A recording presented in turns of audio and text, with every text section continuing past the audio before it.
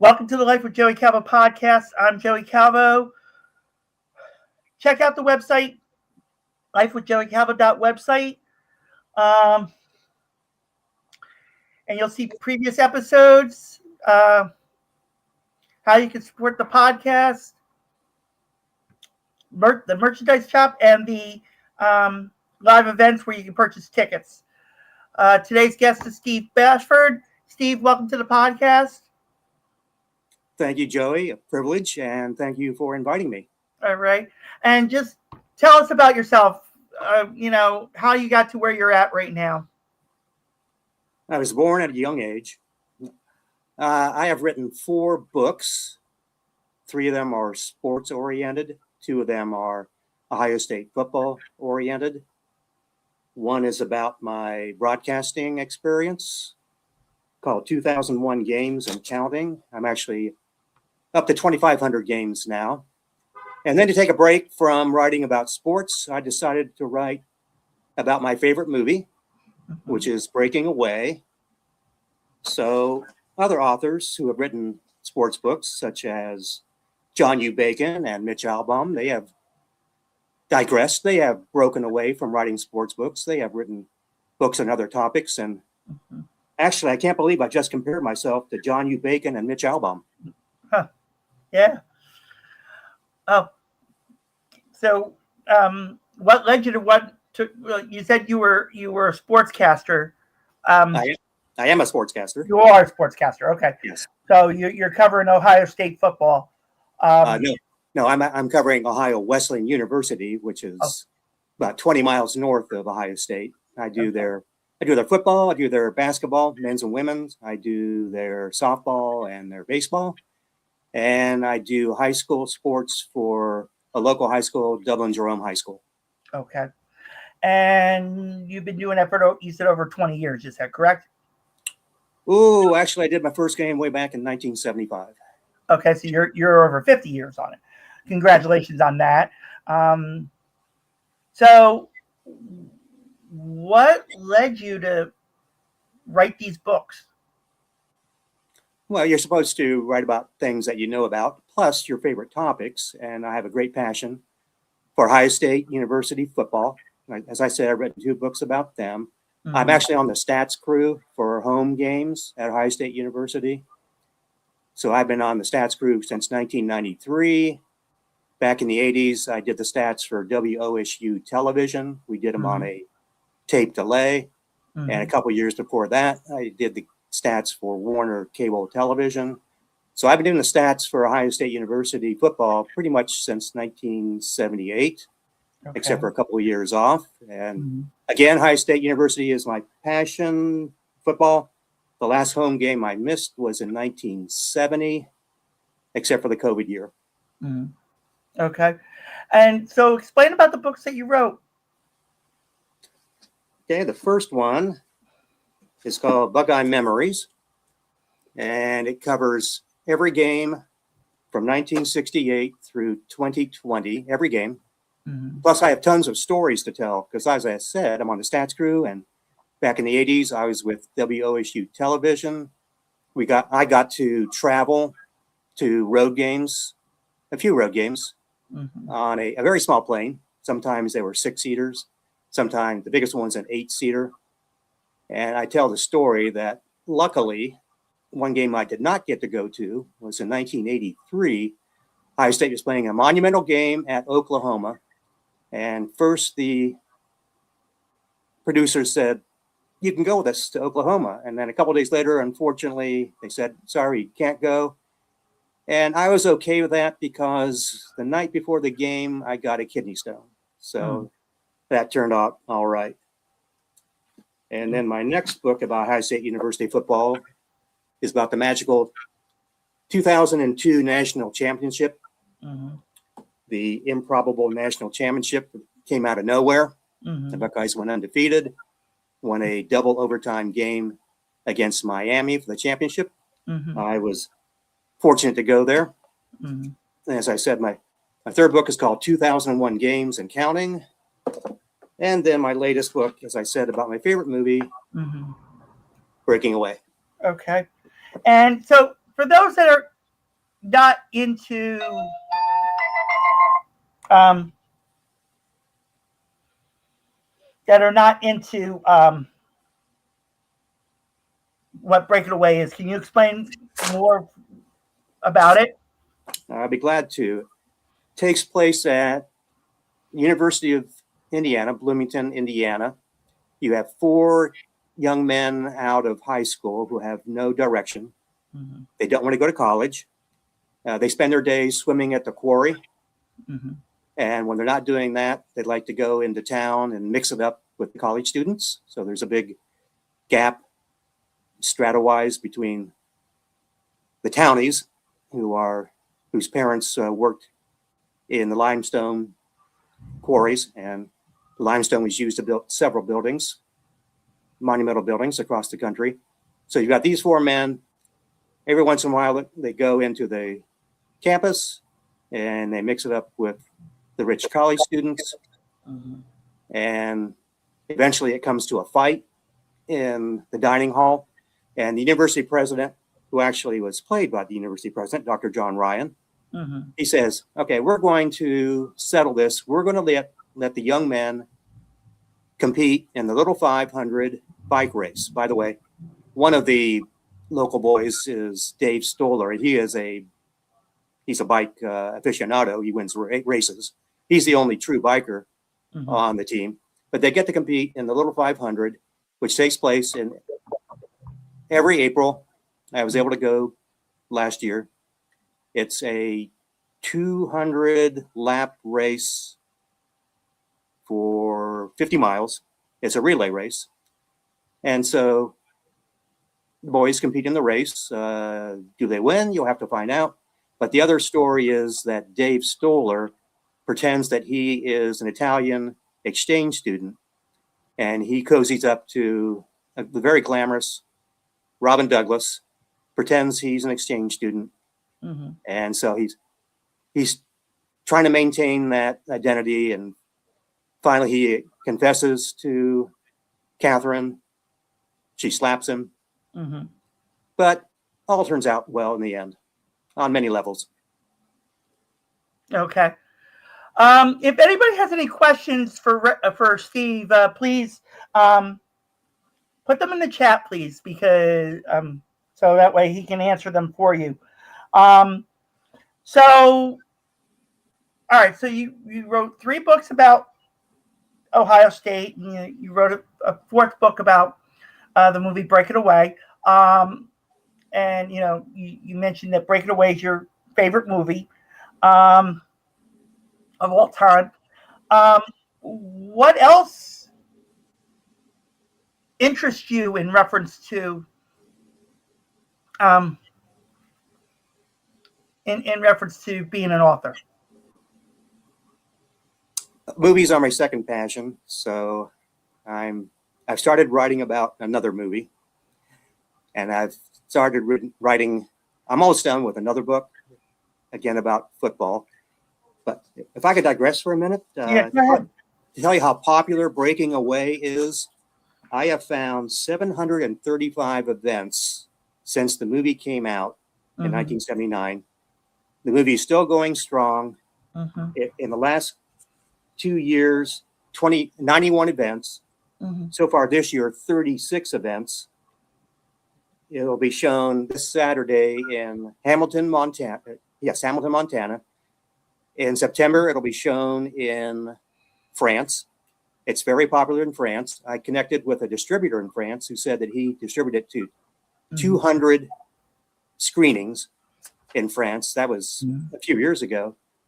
But I have found in 27 foreign countries, 191 events where it's been shown. Some of the countries might surprise you, like China, Colombia, Croatia, Guyana, India, Indonesia, Jordan, North Macedonia, the Philippines, Romania, Sri Lanka, Turkey, Uruguay, and Uzbekistan. That's how popular this movie is across the country, across the world. Okay. Just give me one moment, please.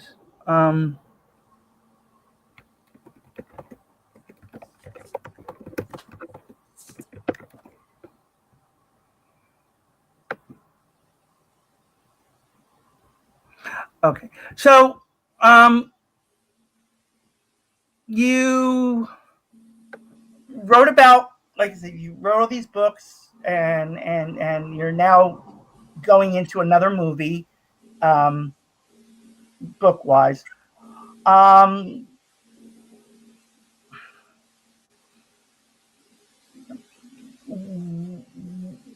what else?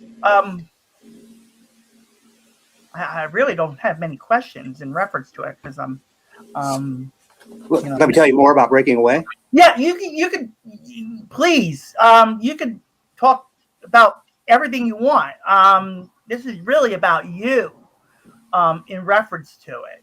So, I mean, And this is your opportunity to expand on everything about you that the viewers could learn about you.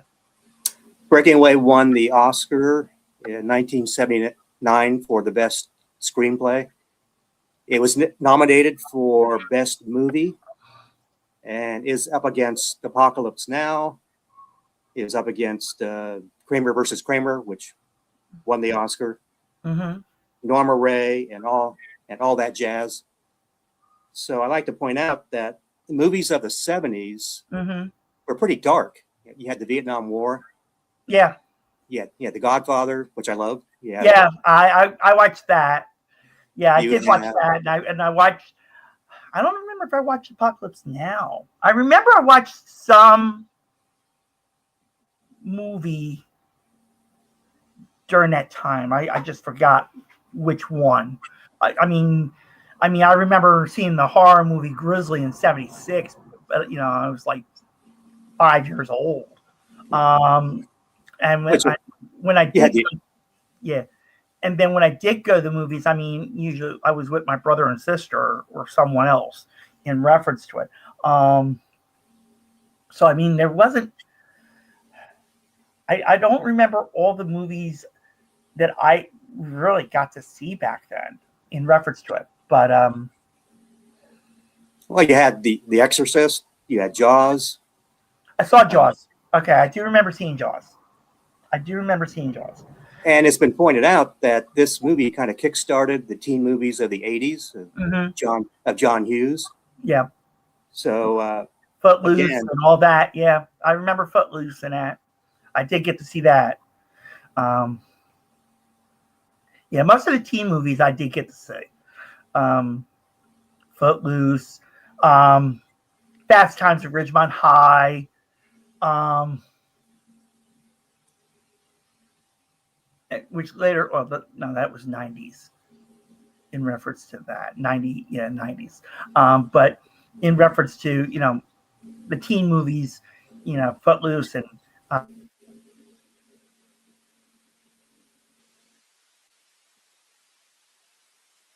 I think you kind of froze on me, Joey.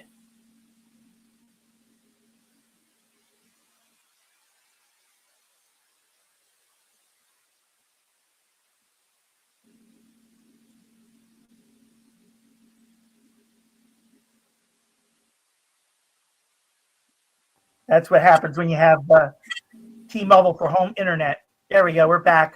um, so yeah, I was saying that the '80s teen movies I enjoyed watching. um, but continue on. What how you look at everything in reference to the teen movies and movies that are out there now even. Yeah. Well, I think it has universal appeal because the kids aren't crazy. They don't really do crazy things. They're poor kids out of high school. The movie had an 8-to-1 return on budget compared to gross. So it's extremely successful there. Cost only $2.3 million to make. And again, when you think about you're going against Apocalypse Now, you're going against Marlon Brando, Mm-hmm. big stars like that. Kramer versus Kramer, Meryl Streep and Dustin Mm-hmm. Hoffman, Mm-hmm. um, Sally Field Yep. and Norma Ray. Mm-hmm. But Breaking Away started the careers pretty much of several young stars. Dennis Quaid, he had made a few movies before that. Yeah. Dennis Christopher had made a few movies. Mm-hmm. Jackie Earle Haley had made a few movies. It was the first movie for Daniel Stern, who went on to Home Alone and City Slickers and movies like that. So it really kickstarted the careers of several of these stories. And the director is Peter Yates. So I talk about the no-name actors. Peter Yates was used to working with Steve McQueen, Jacqueline Bisset, Robert Redford, Robert Shaw, Nick Nolte, Cher, George Siegel, Tom Selleck, Albert Finney, Robert Mitchum, Raquel Welch, Harvey Keitel, Barbara Streisand, Ryan O'Neal, Dustin Hoffman, Mia Farrow, Peter O'Toole, Sigourney Weaver, Peter Falk, Julianne Moore, Michael Caine, Isabella Rossellini. And here he is. He's from England. Here he is. He comes to a small town in the United States, and he's like a fish out of water, but he makes this spectacular movie about life in America. And as opposed to working with all those big name stars, he's working with very young stars. In an interview, he said he prefers working with young stars because they're so impressionable. They don't have any bad habits.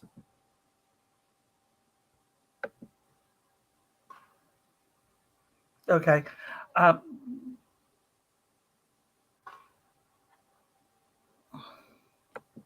And also, Breaking Away had the quickest move from theater to network TV. So it came out in 79. The Oscars were early in the spring in 80. And a few months after that, it was already on network television. Again, 735 events I found. Of course, websites only go back to like 1990. So you're talking about, I don't know, almost 40 times every year since then. It's been shown somewhere. They like to show it outside in parks and in libraries. So, I can't imagine Apocalypse Now being shown in parks and libraries. It's pretty unnerving. So again, the universal appeal of Breaking Away. Yeah. All right. So where do we see you in the next 5 years? Alive and kicking, I hope. No, just kidding. Again, hopefully a book, hopefully will come out in a few months. That's on college football. And I'm really in the groundworks of working on a book on one of my next favorite movies. Okay. But you can find me doing sportscasting. Our games on Ohio Wesleyan, we don't get on camera. Okay. But our games are streamed online. So if you go to the Ohio Wesleyan University Athletics website, you can click on a link. You'll get video and you'll get our audio commentary. It'll be my 14th year coming up doing that. And before we go too far, I want to give a big shout out to Dr. Ben Pearl, who collaborated with me on the Breaking Away movie. Okay. He attended in Indiana University, and he put me in touch with several people who were extras in the movie, including the famous Italian villain who sabotages Dave Stoller, the bike racer. There's an outdoor race called the Cinzano 100-mile race, and they invite the famous Cinzano bike racers, and Dave Stoller is competing right next to them, and this Italian villain sabotages Dave and knocks him off the course. But I was able to interview him, interviewed a couple other extras, interviewed Jim Kirkham, who is the coach of the current Cutters team. By the way, I didn't mention it, but the boys are called the Cutters because their parents were limestone cutters, and they wear the Cutters name with pride. But as a result of the movie, they actually formed a Cutters bike team at Indiana University, and they compete every year. In fact, they've won more Little 500s than any other team. They've won 15 of them. Jim Kirkham is their coach, and I was able to interview him. And also, in the next few months, they're making another movie about the women's race, because the women also have a race. It's half as long as the men's race. So it's 100 miles, 100 laps, 25 miles. It's called Little Five, and that movie is based on the first women's race. So look for that in 2027. In fact, they're filming it right now as we speak Okay. at the University of Indiana, and extras are welcome. So if you're in the Bloomington area, you can go there and be an extra in the movie. Okay. All right. I mean, I don't have any more questions for you. I mean, but I do thank you for coming on the podcast, and you know, if anything new comes up that you want to share with the podcast audience, you know, just let me know. You're welcome to come back on. Excellent. I appreciate it, Joey. All right. And thank you, everybody, for watching the Life with Joey Calvo podcast. God bless you all.